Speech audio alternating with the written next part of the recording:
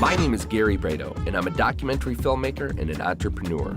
The economy is in less than perfect shape, and when the jobs go away, there's nothing left to do but get up and get creative. And there are people all over America doing just that.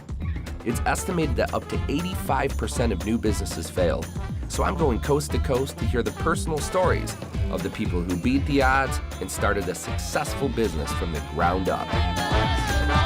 This is Startup. The entrepreneurial spirit is alive and well. In Walsh College's Business Launch entrepreneurial community, consultants provide advice to aspiring business starters. More information available online.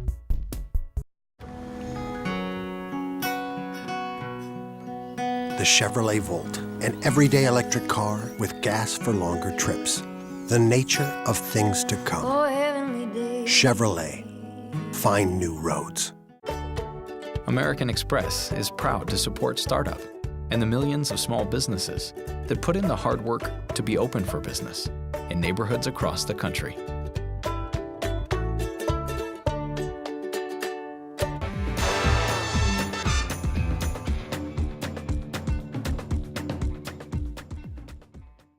I'm on Clark and Montrose in Chicago, Illinois, and we're gonna go talk to Nick, who started Real Kitchen.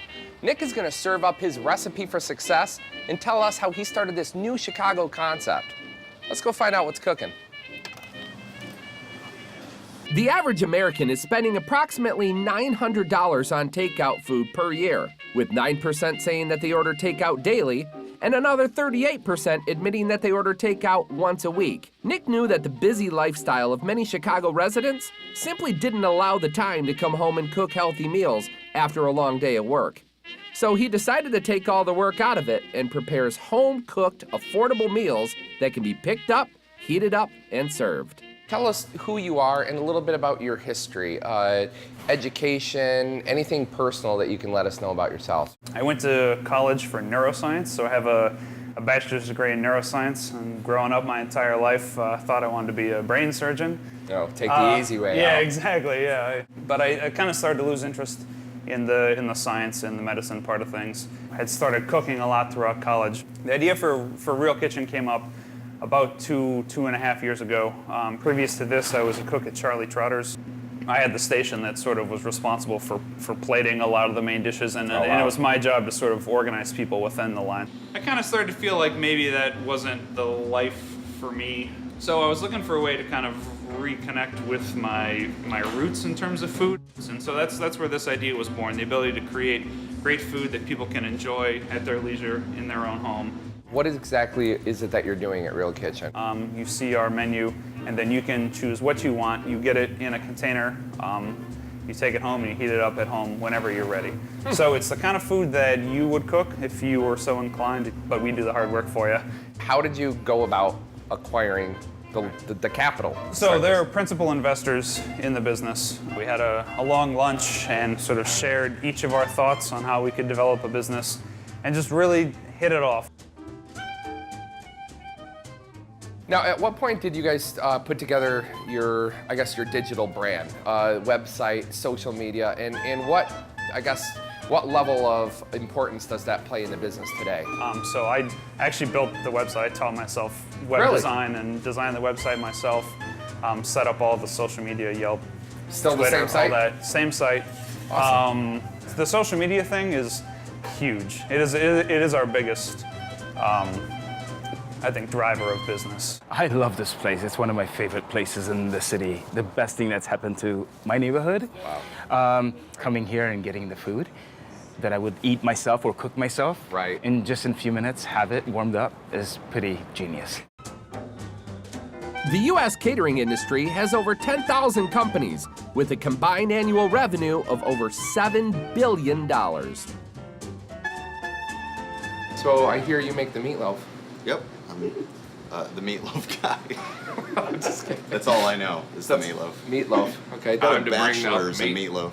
A bachelor's. So, yeah. So kind of a Michigan. thrown together degree. Very compact. Yeah, Okay. for sure. How do you feel about Nick as a person, as an employer? Oh, terrible. I can No, I'm imagine. just- You but guys look horribly unhappy. You can tell. No, it's good. I like it, and since it's my first foray into this sort of stuff, it's just constantly informative. I'm still learning. But what do you think about the customers? What are their what's their view and perspective on the food when you see them come in and leave? I think most of them really like it. I think honestly, there's some people that are hesitant because they hear takeout, and there's a lot of I got to heat this up at home. But then once they have their first taste, What do they want you to examine, put it in their mouth with a fork? Yeah, too? exactly. Jeez. I know, but I've seen a lot of people come in their first time. You talk them into it, Yeah. and then they enjoy it because I Maybe mean it's quality that you're taking home with you. So what do we have here? All right, so we're gonna make a baked whitefish dish, very sort of Mediterranean flavor. Okay. Simple chopped tomatoes, olives, capers, herbs, a little olive oil, and this will be topped with garlic breadcrumbs Okay. and baked. Very, very simple. How often is this a dish that you prepare?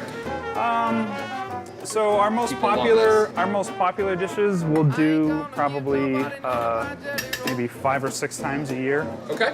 This Oh, one, that's it. Yeah, I mean we have such a big catalog that we can You can perfect. change it up a lot. Huh? Exactly, yeah, and that kind of format really keeps it fresh for people. It invites people in multiple times per week. Right. Nobody wants to get the same old thing every day. Exactly. So does that ever get difficult for you to keep changing it up so often?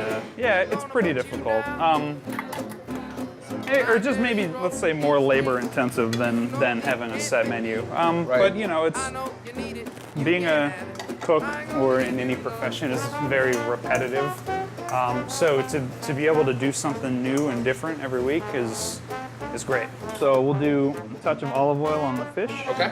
A little bit of salt. It's really just as simple as kind of spooning the topping on. And you can top it with some garlic breadcrumbs. All right, so I've breaded this whitefish. How does it look? It looks delicious. And then you can set a timer here for about 6 minutes. That'll be Awesome. all it takes, just a gentle bake. That's it. That's it. Simple. Okay, so are you kind of like half cooking things, or what do you? No, we're cooking everything pretty much to completion. So we'll cook fish 90% of the way, such that when you reheat it at home, it kind of finishes to be perfect. All right, so what do you say to some would-be entrepreneurs, startups out there that have an idea, not necessarily about food service in particular, but just getting out from under whatever job or situation that they're in that they're not happy with? Don't be disillusioned by it's going to be easy and it's going to run the first day. I mean, it's a lot of hard work, but I think that if you truly believe in something and it's just not a baseline terrible idea, you're going to make it happen. Well, thanks a lot for talking with us today. My pleasure. Very inspirational. Thanks a lot. So when you start small and grow at a manageable pace, it gives you the time to really perfect your craft. Now, Nick focuses on quality food and fantastic customer service. With that business model, he's always going to have a full plate. For more information, log on to our website and click the link for Real Kitchen. Visit our website at startup-usa.com and like us on Facebook and follow us on Twitter. What do you call organic food? What did they call organic food in 1950? No idea. Food. Exactly. Exactly.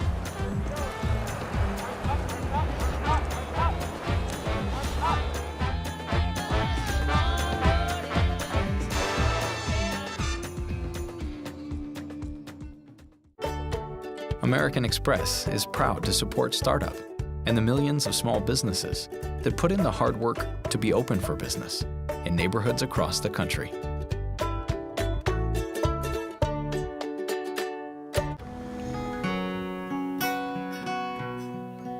The Chevrolet Volt, an everyday electric car with gas for longer trips.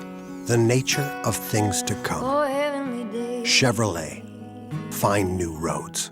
The entrepreneurial spirit is alive and well. In Walsh College's business launch entrepreneurial community, consultants provide advice to aspiring business starters.